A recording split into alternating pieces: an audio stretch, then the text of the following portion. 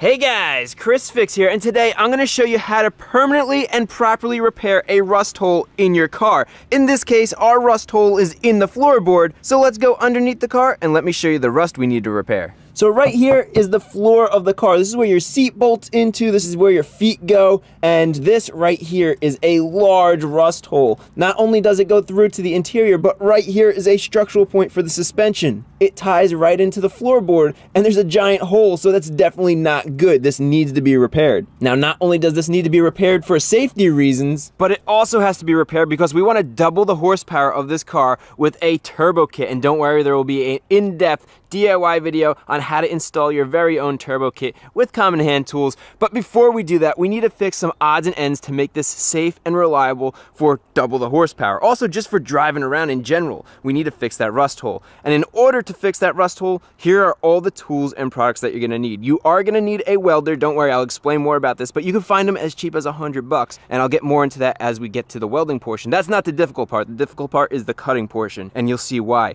And here's the rest of the tools that you're gonna need. As always, get those safety glasses on first. And as you can see, we don't need many tools at all to get the job done. We have an angle grinder with a wire wheel attachment. We have a drill, and the reason why we have a drill is because we're gonna be using a sheet metal nibbler. This is really helpful for cutting sheet metal, and it works great. I can't wait to show you how that works. Then we have a 12mm socket because we need to remove the seat to get to our hole. And then we have our sheet metal. Now, the sheet metal could be sourced from an actual car, maybe from a junkyard, maybe somebody's parting out a car, maybe somebody has a shell. Whatever it is, see if you can get some sheet metal like this and it'll fit right in. But let's just say you can't get sheet metal like this. Well, you could go to a store and buy sheet metal that's a similar thickness, and then you could cut out the part that you need to patch the hole. But if your hole's very large or you need an entire floorboard, most of the time those floorboards could be found aftermarket, and you cut out your old floorboards and you put in the new one and you weld it in. So you could search that online for your year, make, and model. No matter what method you use to get your sheet metal, after watching this video, you'll be able to patch the hole in your car.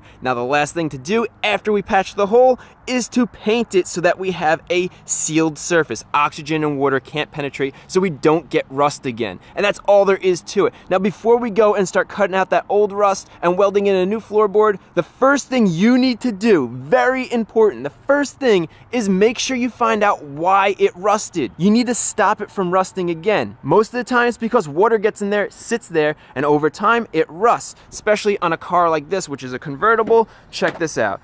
This seal is known to go bad since this top comes off, and as you can see, there's pooling water down there. It rained yesterday, so you need to figure out where your water is coming from. In this case, we know it's coming from this weather stripping right here, so let's real quickly swap it out.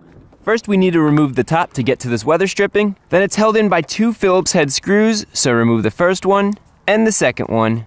Good. And then we could peel the weather stripping off the pinch weld to remove it. And sometimes they use adhesive to hold the weather stripping on, but most of the time it's just pressed on like this, so it should come off pretty easily. So out with the old and in with the new. But before we install the new weather stripping, we need to address some hidden rust. And if we run into any rust like this, we want to address it by sanding it down and then painting it so it doesn't rust anymore.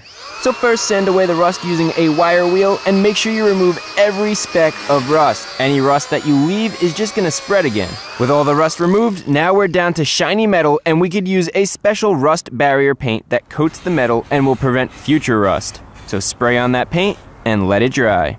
Alright, so with all the rust removed to bare metal, it's painted, it's sealed, it won't rust again. I also did it in a couple other locations up here and a little bit down there. I removed all the rust and painted it. We are ready to install our weather stripping. So get the weather stripping in place, and all you need to do is push it onto the pinch weld like that. It's super easy. And the top part just fits into the channel, so press it in all the way, and we're good to go. Finally, we need to screw these last 2 screws that hold it in place. And that's all there is to it. Alright, with our new weather stripping installed, this looks awesome. Now we fixed our water issue, so we won't be getting any more water onto the carpet, so we won't get any more rust. Now what we need to do is take the seat out, pull the carpeting up, and get access to that rust hole so we could cut it out. So the first thing we need to do, let's unbolt this seat.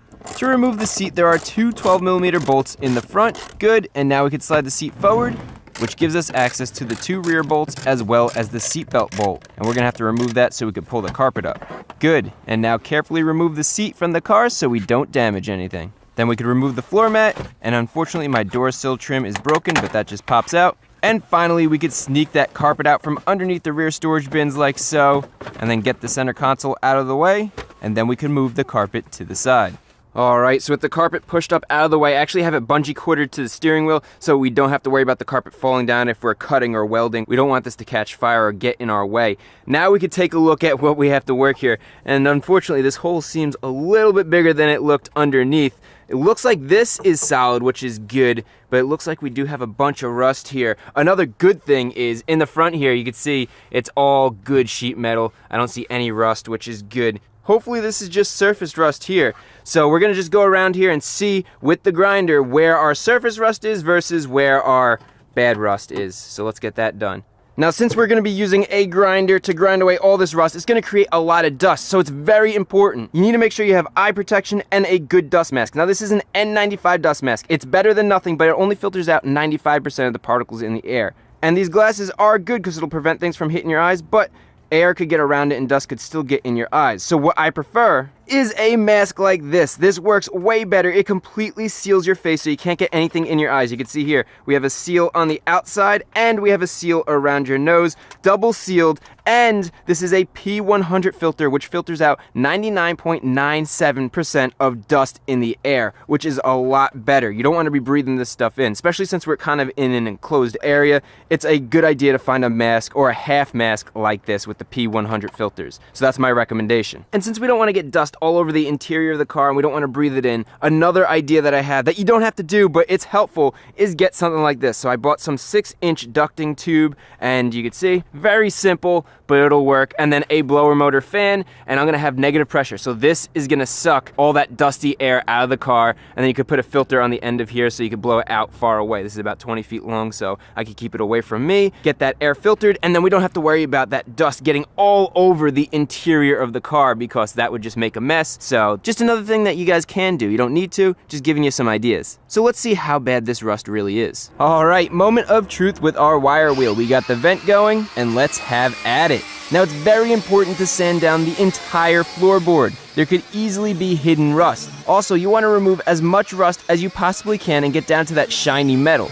And don't forget to get into all those nooks and crannies so you can get a good idea of what we need to cut out. Speaking of nooks and crannies, we also want to remove any seam sealer we have near the rust so we can see if there's damage underneath that. So just grab a flathead screwdriver or a scraper or something like that, and you want to scrape away the seam sealer. This seam sealer is used by the factory because they don't weld the entire seam, so they need to prevent moisture from getting in there, which causes rust, so they add this on top. And with the seam sealer removed, you can see I'm hitting this area here just to see how strong it is, and this is solid, which is good news. So with our seam sealer removed from all the spots where we want to check out, see if there's any rust, and we have this whole surface sanded down so we can see how bad the rust is, there's one more place we need to check, and that is to check underneath the car. And we want to take a look under here to see how bad the rust is on this side as well.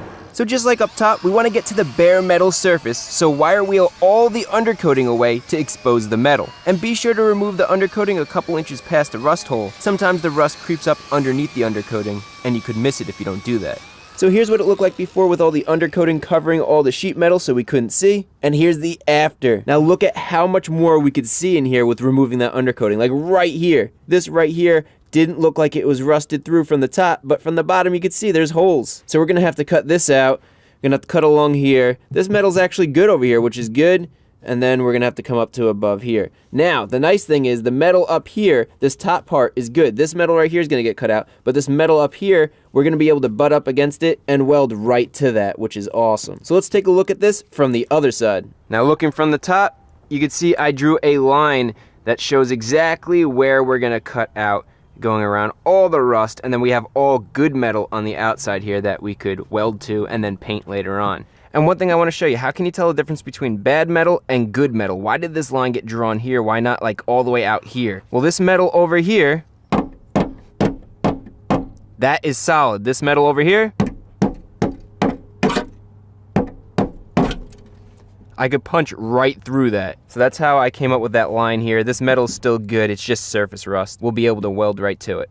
So with that, we know all this metal is bad and all this metal here is good. Let's go cut out the bad metal. And you could cut this out a bunch of different ways. You could get a cutoff wheel and just cut out this whole thing. You could get a plasma cutter. You could get a saw. The possibilities are endless. What I'm going to be using is a sheet metal nibbler. When you pull the trigger on the drill, the end of the tool has like a little punch that punches out the sheet metal little by little. It's basically taking little nibbles out of that sheet metal. So this is super easy to use. It's a versatile tool. You can cut in any direction, and it's perfect for this sheet metal, so let me show you how to use it. All you have to do is put the sheet metal in the opening of the nibbler and push it in the direction you want it to cut. That's all there is to it. Like I said, you could use any tool you want to cut this metal out, but I thought this was a good tool for the job where you have good control, you can make straight, even lines, and it's pretty accessible to everybody. All you need is a drill. Also, as you get more comfortable with this, you could crank this baby up to full speed and get stuff cut out even quicker. Overall, the tool is easy and safe to use, and also doing it from under the car gives you more room to move the drill around, so it's a lot easier. So you get the idea. Make sure you cut out all the rust. It's pretty simple. And any spots that aren't clean cut like this, don't worry, you could use a file to straighten out the edges, but at this stage it doesn't have to be perfect. Just get it a little bit straighter, like that.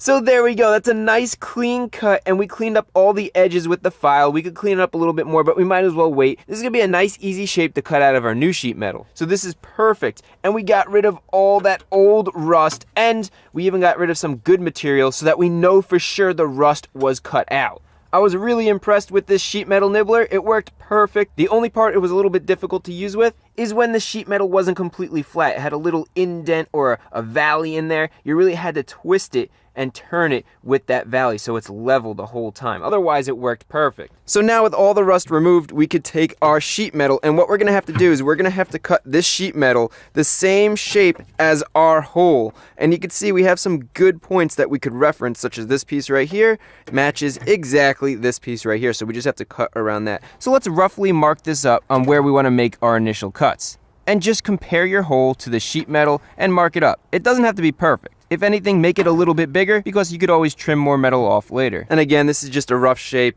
I just want to get my first cut done, and then I could go match it up and make sure I get it more accurate. So let's get this cut out. And to cut out these lines on the sheet metal, I'm using the sheet metal nibbler. Remember, this is just a first rough cut, so don't go crazy trying to make it perfect. And just to show you, there are other tools you could use, like this cutoff wheel on an angle grinder. So use whatever you have. And then after we're done making our cuts, check it out. We have a rough shape that looks pretty good. And let's see how we did. Not bad. Now we want to mark up the spots that we could trim to make this fit better. And the easiest way to do this is just to trace the shape of the hole onto the new metal so we know where to cut. And with that all marked up, let's cut this metal to shape. Now I want to have a little buffer between my cut and the line because I could always go back and easily take off more metal, but it's harder to add metal on. So leave a little bit of room between your cut and your line. Then we can bring it back and see how it looks. Getting better for sure, but now we need to be more precise. So let's make some reference marks, which are just some lines on the new sheet metal that go over to the old sheet metal in different spots along the edge. That way we could easily align the sheet metal to the same exact spot when we make a new cut and then come back to see how we did. So with the reference marks made, let's cut this more precisely and get a tight fit. So this is the most tedious but important part. We need to cut the metal to where we think it's gonna fit up nice and tight. And then we need to go test fit it and see how we did. Then we need to cut it some more, again with the goal of getting it to fit as tight as possible. And then go back and test fit it again and see how we did. You wanna make small adjustments so you don't cut too much material away. And you can see I'm getting closer and closer to that green line I drew.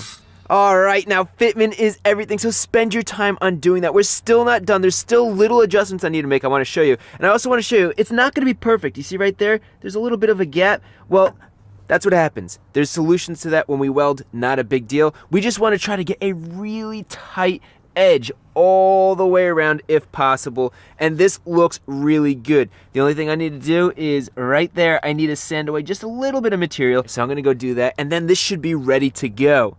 For the fine adjustments like this, I'm using a file so we don't remove too much material, and just file away a thin layer of metal, and then let's test fit it. Beautiful, and this is a nice tight fit. That's exactly what we want. All right, now check this out. This looks so good. All the edges are buttered up against each other, nice and tight, even though we do have a couple of holes like that. I'll show you guys how to work with that. But next, what we need to do is we need to prepare both this piece of metal and this piece of metal so that we could weld them together. And real quick, I want to mention something because it's very important. What we're doing here is called butt welding. We're taking the two pieces of metal and we're butting them up to each other so that there's no gap. And this is really good. This is the best type of welding you could do, especially for quarter panels or floors, because the metal comes right up against each other and there's no seam, there's no chance for rust. But it does take the longest because we do have to make sure this is perfectly cut. We have to go back and forth and make sure we trim it and get it to fit and butt up against each other nicely. But there is another method that's a lot easier, and that's called a lap weld. So this hole right here, this circular hole, let's just say we wanted to fill that. Instead of cutting it out perfectly like we did here, a perfect circle, what we do is we just cut out a piece of metal. It doesn't have to be perfect, and you place it either over or underneath, and then you weld all the seams. You could even weld the bottom if you want. This is a lot quicker because you don't have to cut a perfect circle. You could just cut a square like this and fit it in and weld it. Now your hole is sealed. The downside is you could get moisture in between the two pieces of metal. That'll cause rust later on. And also, this is not flat anymore. We have a bump here. For a floorboard, that doesn't really matter. You're more concerned about that rust. But hey, the factory does lap welds, so as long as you put a bunch of paint and seam sealer on it, it'll last for a good long time. But I like to show you guys the best method possible, and that is the butt weld, so that's why I did it that way. But I did want to let you know you can lap weld something a lot quicker, a lot easier, and it'll get the job done. It's just not as good. Alright, so whether you're going to butt weld your metal or you're going to lap weld your metal, the next part is very important, and that is prepping the surface for welding. Just like you need to prep a surface for painting to get the best paint job, you need to prep your metal surfaces for welding so you could get good welds that are contaminant free. What I mean by that is you can't have any seam sealer, you can't have any paint galvanization, any rust, any undercoating, any of that can't be near where you're welding. Otherwise, you're going to contaminate the welds, and that's going to cause welds cracking. You won't get good penetration. You could get porosity, all bad things. So let me show you how to properly prep this so that we could get good welds. So the main thing you want to do to prep the metal surface is sand down the edge where you're going to weld. I'm using a wire wheel to do this, and you only need to do the parts that you're welding. You don't have to waste your time sanding the entire piece down. And there we go, check it out. So you can see right around the whole perimeter, about a ½ inch to an inch wide, we have bare metal, and we have that on both sides, so this is all ready to get welded into the car. So not only do we need to do this side, but we also have to do the other side of the metal as well. So same thing, sand the floor down where we're gonna weld, and good. And don't forget to do the underside as well. And then finally, the last thing we want to do is we want to get some isopropyl alcohol or acetone. And then we want to wipe down our bare metal surface that we're going to weld on. Just want to get it clean from any oils or any extra dirt and debris. And this is going to be our final prep step. Also, don't forget to do the little cutout piece of metal that you have and just get all these surfaces nice and degreased. Good, so this is everything you need to do to prep the metal to get it ready for welding. So that means we're ready to weld, so let me show you how to do that. And this is thin gauge sheet metal, which makes it really difficult to weld, but don't worry, I have a bunch of tips and tricks which are gonna help you.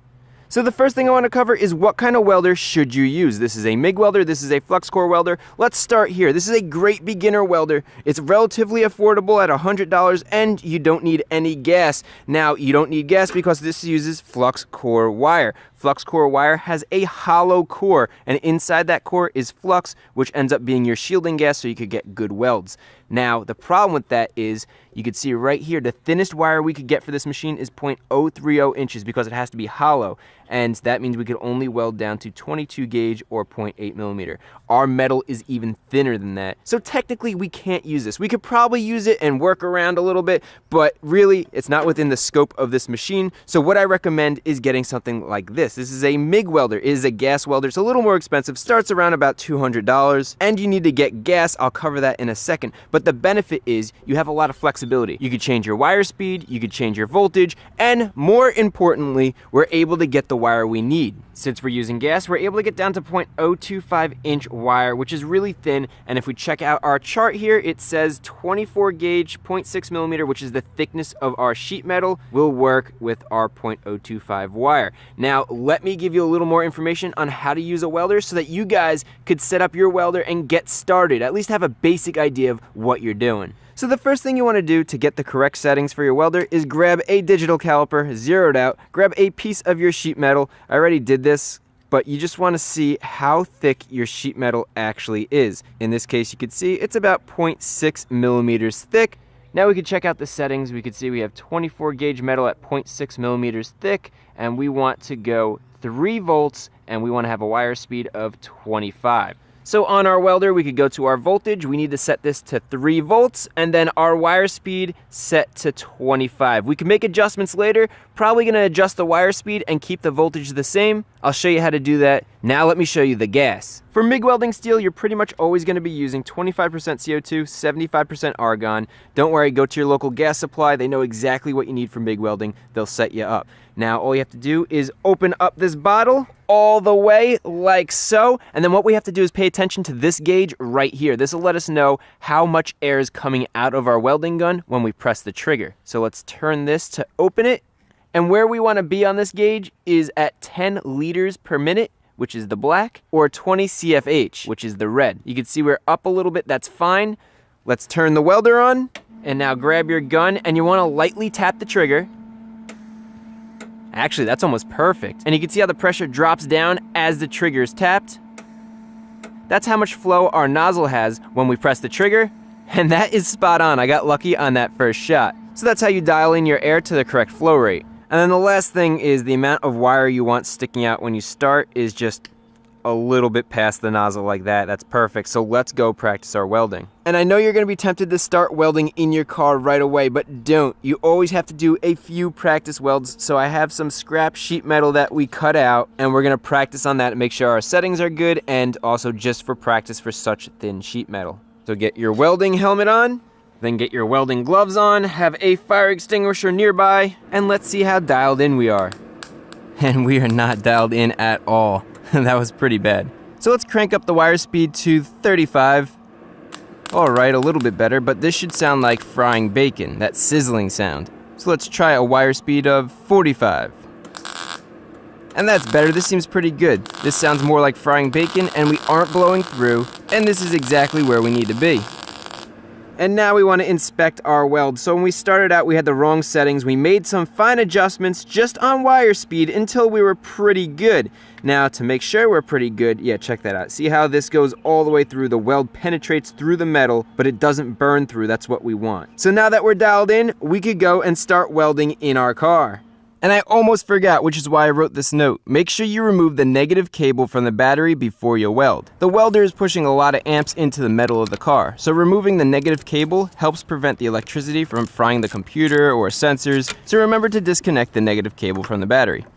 So with that negative cable removed, we are ready to weld. I also have a welding blanket set up so we don't damage any of the interior pieces, and I have our vent so we don't breathe in any of the fumes. So now let's position our sheet metal into the hole so it fits there nice and tight, like so.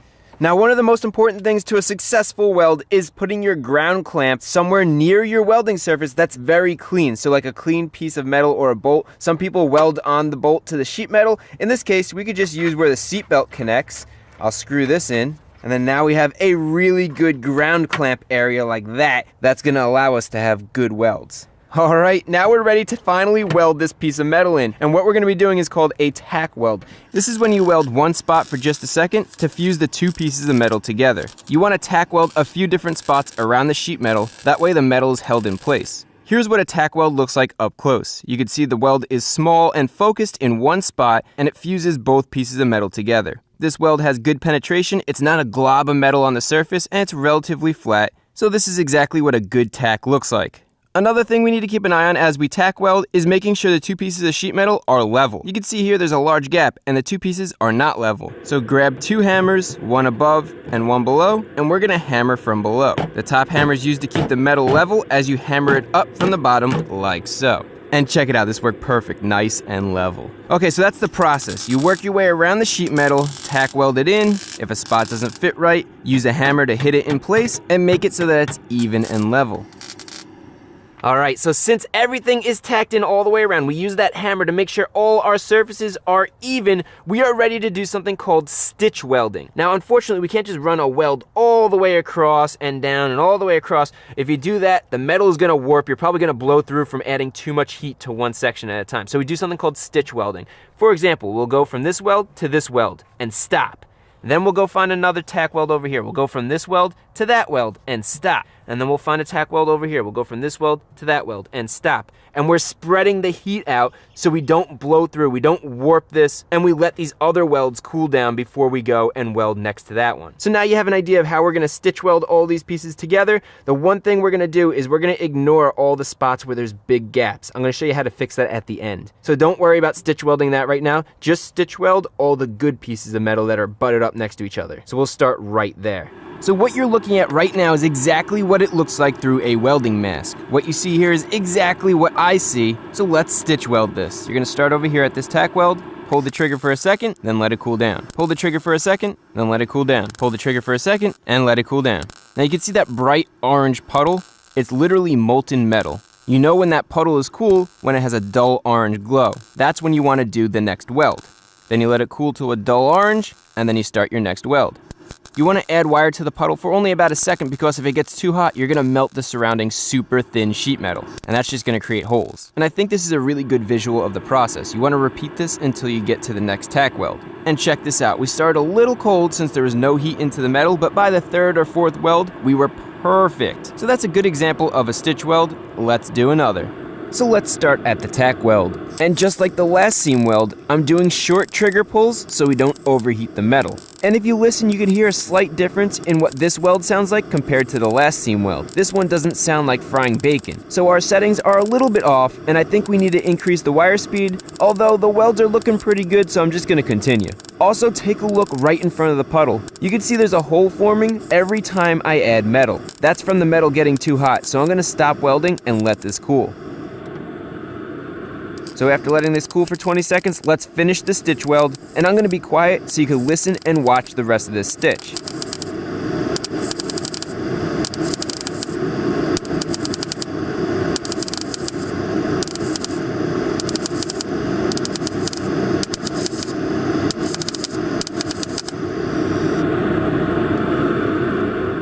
All right, and that's pretty good. Now we did make a little bit of a change here. We did a little bit of welding, it got too hot, I saw it blowing through, so I decided to stop, let it cool down, gave it about 15 seconds, and then restarted. And that looks pretty good. Any blow through that we had, I just built the puddle up a little bit more. I focused the metal going in on that puddle rather than on the two pieces of thin sheet metal. Sure, it's not as flat as I'd like it, but it's a floorboard, so not a big deal. And this is solid. Now let me show you the penetration from under the car. This is a little more penetration than I like to see, but this sheet metal is super thin and I really can't complain. It's definitely better to have a little too much penetration and make sure those two pieces of metal are welded solid together than not have enough penetration. So let me knock out the rest of these stitch welds off camera so that I could get this done. You know how to do it. You get the idea. I don't want to bore you. And then we'll move on to the gaps here and I'll show you how to fix those. And just so you have an idea, I stitch welded this entire panel up in about 30 minutes.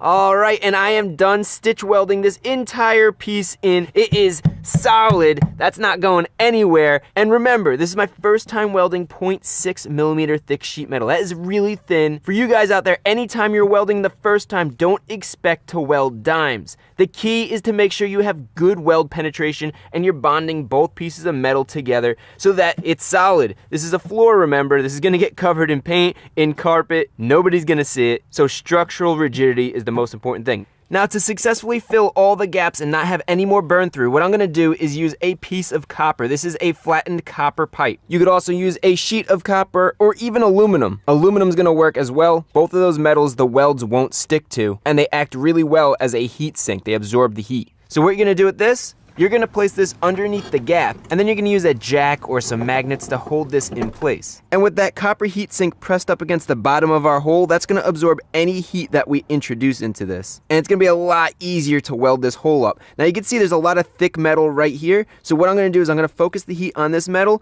build up my puddle, and then work along to there. Okay, let's get this gap filled. So you can see I'm focusing the welding wire onto that last weld because it's thicker metal, and I'm basically growing the puddle outwards to cover the gap. Notice how I could weld for longer, and if I get any burn through, I just stop and let it cool. Then I resume and let the puddle build up again so it covers the hole. And you saw how well our heat sink worked. You can see that the welds do not stick to this. So that worked perfectly, and this was very hot. I let it cool down. But this absorbs the heat, it prevents the weld from sticking, and allows you to fill gaps just like that, while still getting penetration. So I used the same exact method with the copper heatsink to fill all the large holes that were left, and now we have completely welded in our sheet metal. And one way to verify there are no gaps, because there could be pinholes that you don't see if your welds aren't perfect, is you could wait till night and then go underneath the car and then shine a light upwards and look for any light leaking through. Or you could grab a box, I cut a little hole in it, and the box is designed to keep the light out so you can look for those pinholes even during the day. So just get a strong LED light and shine it below the metal that you welded. And so far so good, I don't see any light leaking through, there's no pinholes. And then if I bring my light down here at the bottom where that factory hole is, don't worry, we're gonna fill that with a plastic grommet when we're done. But if we bring it back here, check that out. You see those two pinholes right at the bottom right there? That's what you're gonna look for. That's two small holes that we would have otherwise missed if we didn't use this method. So we need to make sure we fill those. And just to give you an idea of what it looks like in the daylight, there's the first small hole, and then there's the second even smaller hole right there. So it's a good little trick, and now let's fill these.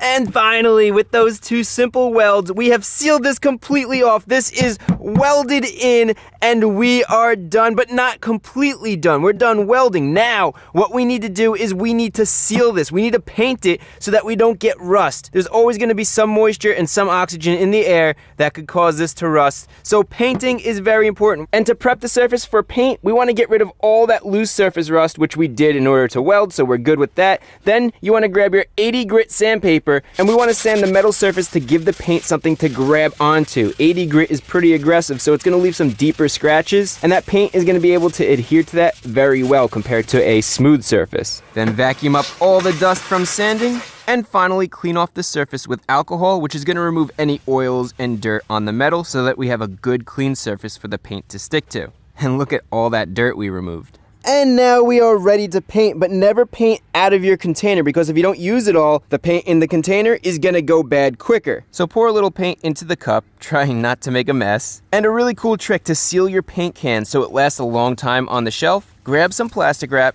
and cover the can, but leave a little opening. Then grab one of these compressed air dusters, and you wanna slowly add air to the can.